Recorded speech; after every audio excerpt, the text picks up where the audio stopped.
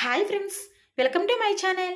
ఈరోజు మన ఛానల్లో ఎంతో టేస్టీగా క్రిస్పీగా ప్రిపేర్ చేసుకుని కొబ్బరి పాలతో జంతికలు ఎలా ప్రిపేర్ చేసుకోవాలో చూద్దామండి. టేస్ట్ అయితే చాలా బాగుంటాయండి.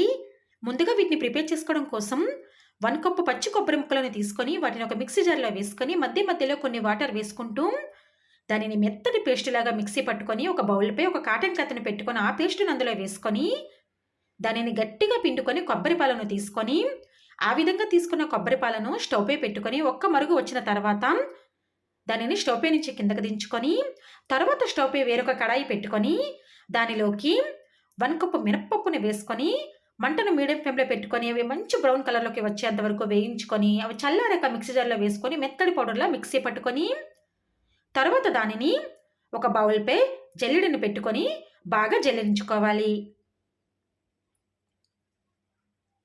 ఈ విధంగా ఆ మినప్పప్పును బాగా జల్లించుకున్న తర్వాత మనకి పర్ఫెక్ట్గా పిండి అనేది వస్తుందండి.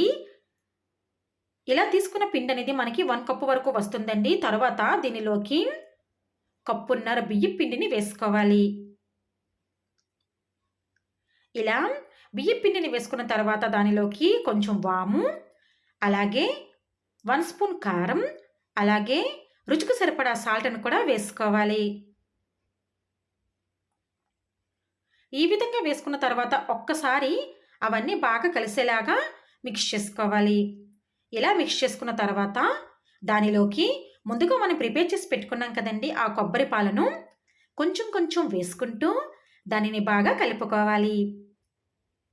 ఈ విధంగా కొబ్బరి పాలను వేసుకుంటూ దానిని ముద్దలాగా ప్రిపేర్ చేసుకోవాలండి. చూసారు కదా, వీడియోలో చూపించిన విధంగా దానిని ముద్దలాగా ప్రిపేర్ చేసుకోవాలి. ఇలా ప్రిపేర్ చేసుకున్న ముద్దను చిన్న చిన్న ముద్దలుగా తీసుకొని జంతికల గొట్టం తీసుకొని దానిలో పెట్టుకుంటూ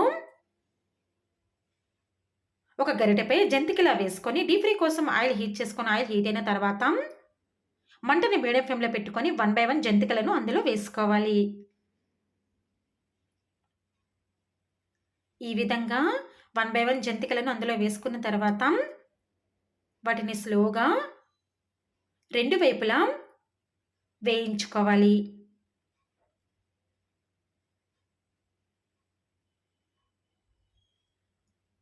ఇలా వేగిన వాటిని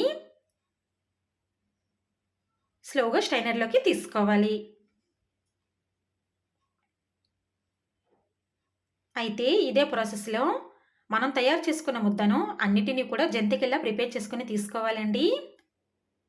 అంతేనండి, ఎంతో టేస్టీగా హెల్తీగా తయారు చేసుకునే కొబ్బరి పాలతో జంతికలు రెడీ. చాలా క్రిస్పీగా వస్తాయి. తప్పకుండా మీరు కూడా ట్రై చేయండి.